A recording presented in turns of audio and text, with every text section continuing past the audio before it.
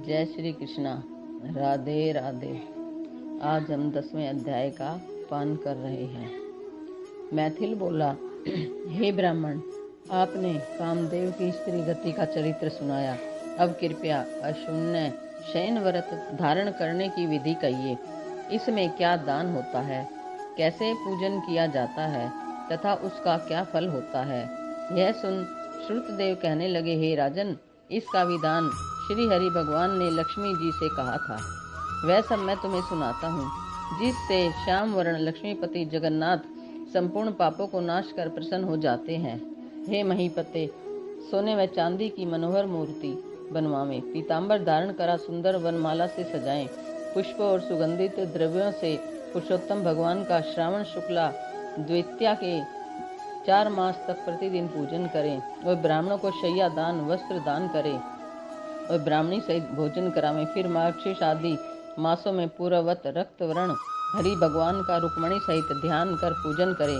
ऐसे ही चैत्र मास से 4 मास तक भूमि पर आसन बिछा भक्ति से हरि भगवान का पूजन करें और आषाढ़ की द्वितीया के दिन समाप्त करें। उस दिन अष्टाक्षर ओम नमो नारायणा इस मंत्र से हवन करें। मार्गशीर्ष आदि मासों में पारायण के दिन विष्णु गायत्री नारायणाय विद्महे इस मंत्र से हवन करें और भक्ष भोज्यादि 4 प्रकार के भोजन करें।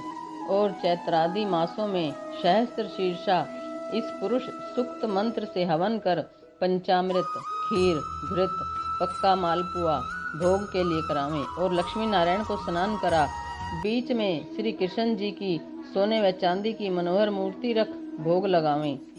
वादी नाम से ब्राह्मणों को भोजन करा श्रद्धा अनुसार 2 वस्त्र और अलंकार से पूजन करके मालपुआ ब्राह्मण के निमित्त 12वें दिन दें। फिर पूर्व कल्पित प्रतिमाओं को संपूर्ण अलंकारों से आभूषित कर आचार्य को दें और शैया का संकल्प करें।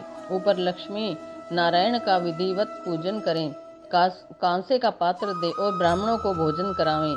दान मंत्र, हे जनार्दन, जैसे आपकी शैया लक्ष्मी से अशून्य है, वैसे ही हे केशव, इस शैया दान से मेरी शैया अशून्य हो। इस प्रकार भगवान की पूजा कर आप भोजन करें। इस व्रत को पुरुष सौभाग्यवती स्त्री अथवा विधवा अशून्य शयन के निमित्त धारण करे। जो मनुष्य विष्णु धाम जाने की इच्छा करता है, उसको यह व्रत अवश्य करना चाहिए। इसके करने से जगन्नाथ भगवान प्रसन्न होते हैं, देव दुर्लभ कार्यों की सिद्धि होती है और अनेक प्रजाओं की वृद्धि होती है। अतः जैसे भी बने यह व्रत अवश्य करें। यह वर्णन हो गया। अब तुझे और क्या सुनने की इच्छा है, वह बता। यह सुन राजा ने फिर श्रुतदेव जी से पूछा, हे महाराज, बैसाख मास में छत्र दान करने का महात्म सुनाइए, क्योंकि बैसाख के कर्तव्य शुभ कर्मों को सुनते सुनते मेरी तृप्ति नहीं होती। राजा के ऐसे वचन सुन श्रुतदेव जी राजा से कहने लगे कि छत्र दान के फल की एक प्राचीन कथा कहता हूँ। सतयुग में एक हेमकांत नाम का बंगाल देश के राजा कृषकेतु का पुत्र था। वह बड़ा बुद्धिमान तथा बलवान था। वह एक दिन शिकार खेलने गया। वहाँ घने वन में अनेक प्रकार के मृग और शूकरों को मारता हुआ थकने पर दोपहर को मुनियों के आश्रम में पहुंचा, जहाँ शतर्ची नामक ऋषि वन में मगन समाधि लगाए ध्यान कर रहे थे।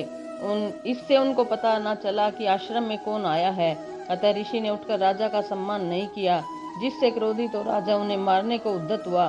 तब ऋषि के 10 सहस्त्र शिष्यों ने उसे रोका। क्रोध में विभल होकर राजा कहने लगा, हे ब्राह्मणों, मैं थक गया हूँ, तुम मेरा आतिथ्य सत्कार, तो गुरु की आज्ञा के बिना क्या सत्कार करें। ऐसा शिष्यों ने सुन राजा ने उन्हें मारने के लिए धनुष उठा लिया और अत्यंत क्रोध कर बाण छोड़ने लगा। तब शिष्य भागने लगे। उनमें से 300 शिष्यों को मार डाला और आश्रम में रखी हुई वस्तुओं को पाप बुद्धि सैनिकों ने ले लिया और खूब भोजन किया। जब सायंकाल के समय राजा सेना सहित पुरी में आया और उसके पिता कुशकेतु ने इस दुष्ट व्यवहार को सुना तो बेटे की निंदा कर पुरी से बाहर निकाल दिया। तब हेमकांत व्याकुल हो गहन वन में चला गया। वहाँ उसे ब्राह्मणों की हत्या सताने लगी। वहाँ पर जीव जंतुओं को मारकर खाते हुए इधर उधर घूमते घूमते 28 वर्ष बीत गए। एक दिन की बात है कि तीर्थ यात्रा करते हुए त्रित नामक महामुनि बैशाख मास में दोपहर के समय वन में आए, जो धूप और तृषा के मारे व्याकुल हो वृक्षहीन स्थान में मूर्छित होकर गिर पड़े। दैवयोग से हेमकांत ने त्रित मुनि को ऐसी दशा में देखकर ढाक के पत्तों की छतरी बना धूप निवारण के लिए सिर पर लगाई और अलंबू का जल दिया। इस उपचार से मुनीश्वर की मूर्छा जाती रही। जब चेत हुआ तो उस पत्तों की छतरी को लगाए धीरे धीरे किसी गांव में पहुंचे। इसी पुण्य के प्रभाव से उसकी 300 ब्रह्म हत्याएं दूर हो गई, जिससे हेमकांत को बड़ा विस्मय हुआ कि मेरी ब्रह्म हत्या कैसे दूर हो गई। इसी विचार में पड़ा था कि हेमकांत को संग्रहणी रोग उत्पन्न हो गया।